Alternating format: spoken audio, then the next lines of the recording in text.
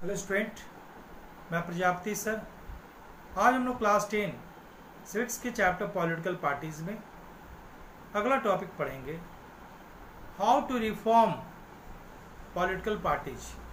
राजनीतिक दलों को कैसे सुधारा जा सकता है। प्रीवियस क्लासेस में मैंने बताया था कि what are the main challenges of the political parties, के सामने क्या क्या चैलेंजेस है। आज हम लोग बात करेंगे how to reform political parties. राजनीतिक दलों के कामकाज को और अच्छा करने के लिए क्या क्या रिफॉर्म, क्या क्या सुधार की जरूरत है, उसको आज हम लोग डिस्कस करेंगे। तो फर्स्ट है एंटी डिफेक्शन लॉ। देखिए, ये कॉन्स्टिट्यूशन के द्वारा पारित कर दिया गया है, दल बदल करने से रोकना। जैसे पहले क्या होता था, एमएलए एमपी किसी पार्टी से मान लीजिए जीत के गए, सपोज कांग्रेस पार्टी से जीत के गए एमएलए या एमपी, और जीत के गए, जीतने के बाद से जनता ने उन्हें पार्टी के नाम पर वोट दिया था। उनके इंडिविजुअल उनकी आइडेंटिफिकेशन नहीं है, लेकिन कांग्रेस पार्टी के नाम पर वोट दिया।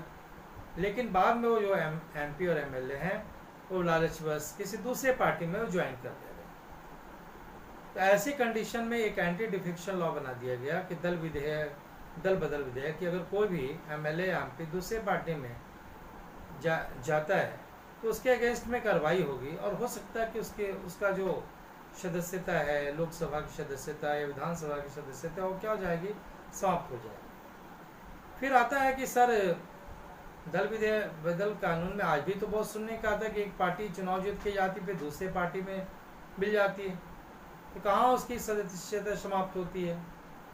तो ये रिटेल अगर एक दो अगर एमएलए एमपी एक दूसरे पार्टी में जाते हैं, तब तो कानून के अनुसार उसके ऊपर कार्रवाई की जाएगी।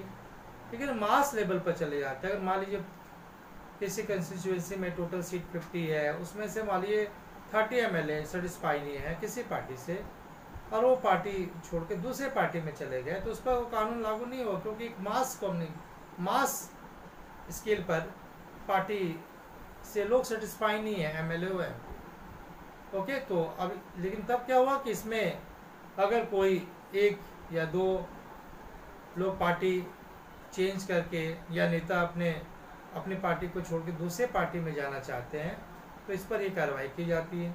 ये हो गया एंटी डिफेक्शन लॉ, दल बदल विधेयक करने से रोकना। ओके, सेकंड क्या आता है टॉपिक, एफिडेविट। एफिडेविट मीन्स क्या होता है, शपथ पत्र। शपथ पत्र क्या है, इलेक्शन में जो पॉलिटिकल पार्टी जब खड़ा होती है, तो उसके जो पॉलिटिकल पार्टी के जो रिप्रेजेंटेटिव हैं, जो चुनाव में खड़े होने वाले हैं, सदस्य हैं, उनको अपना आयकर, उनको अपना शपथ पत्र देना पड़ता है। शपथ पत्र में वो अपने इनकम के बारे में बताते हैं, उनकी इनकम कितनी है इलेक्शन कमीशन के सामने, और वो बताते हैं इनकम के साथ साथ कि कोई उनके ऊपर कोई क्रिमिनल केसेस तो नहीं है, सारे फीडबैक को बताते हैं। और ये एक शपथ देते हैं कि मेरे पास प्रॉपर्टी इतनी है, मेरे पास कोई क्रिमिनल केस है तो इतने हैं या नहीं है, सारे जो रिपोर्ट है शपथ पत्र में, घोषणा पत्र में वो देती है चुनाव आयोग को, ताकि अगर बाद में अगर कोई भी चीज गलत पाया जाए तो उनके ऊपर कार्रवाई की जा सकती है। एक शपथ पत्र के द्वारा भी, एफिडेविट के थ्रू भी हम लोग पॉलिटिकल पार्टीज में सुधार लाएंगे। इससे क्या इम्पैक्ट पड़ेगा, इससे इम्पैक्ट पड़ेगा कि जब एफिडेविट करेंगे तो अपने रॉन्ग इन्फॉर्मेशन नहीं देंगे, सही इन्फॉर्मेशन देंगे, और जो पॉलिटिकल पार्टीज के जो रिप्रेजेंटेटिव हैं, जो चुनाव जीतते हैं, तो जनता उनको विश्वास के साथ जिताती है, तो उनका भी फर्ज होता है कि वो अपने करेक्ट इन्फॉर्मेशन को दें, ताकि देश का कोई अहित ना हो। ओके, थर्ड आता है कि और भी स्टेप उठाए गए, तो एक step taken by the election commission.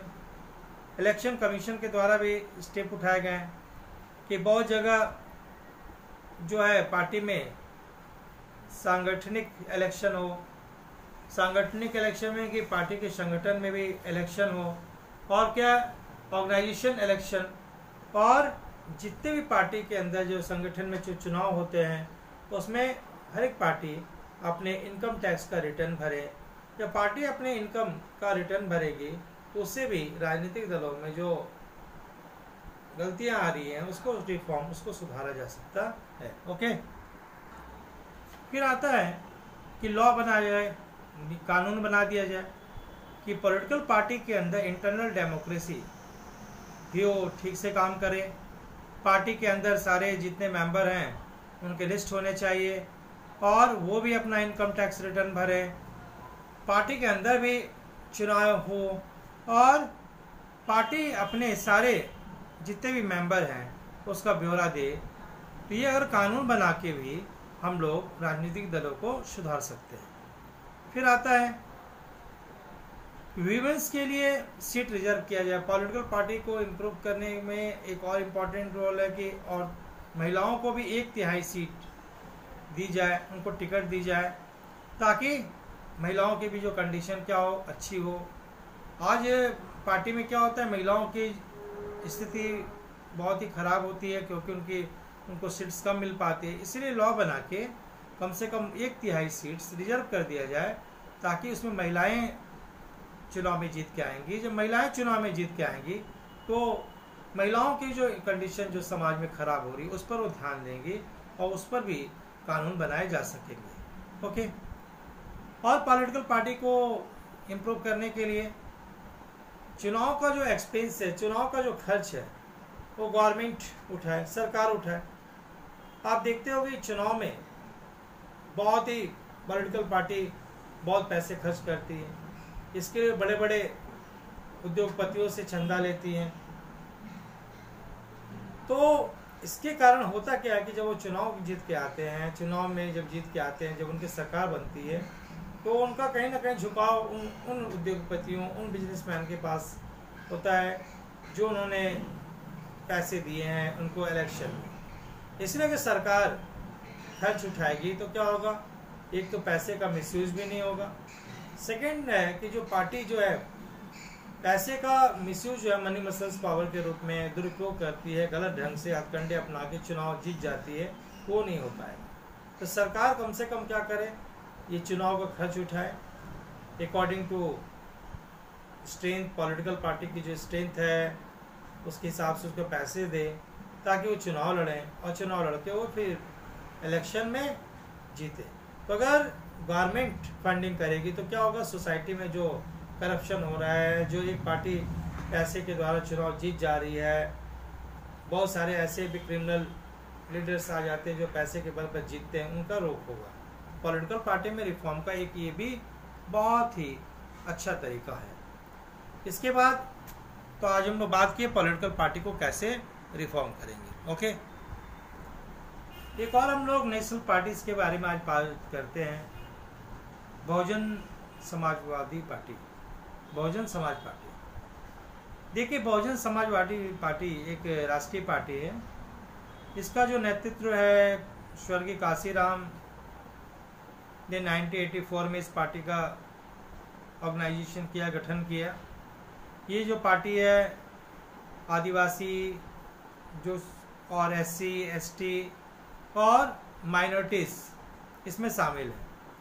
इस पार्टी का जो मेन उद्देश्य है, ये पार्टी जो है समाज में पिछड़े तबके के लोग हैं उनका विकास की बात करती है, जो दलित और कमज़ोर वर्ग लोगों के कल्याण की बात करती है, उनके हितों की रक्षा हो, कैसे उनका विकास हो, कैसे उनका भला हो, ये सारी बातों पर ये पार्टी फोकस करती है।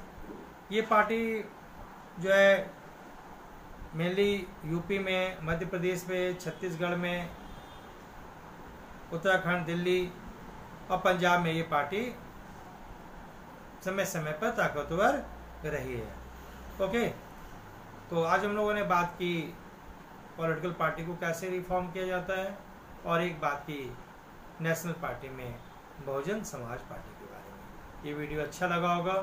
Thank you, have a nice day.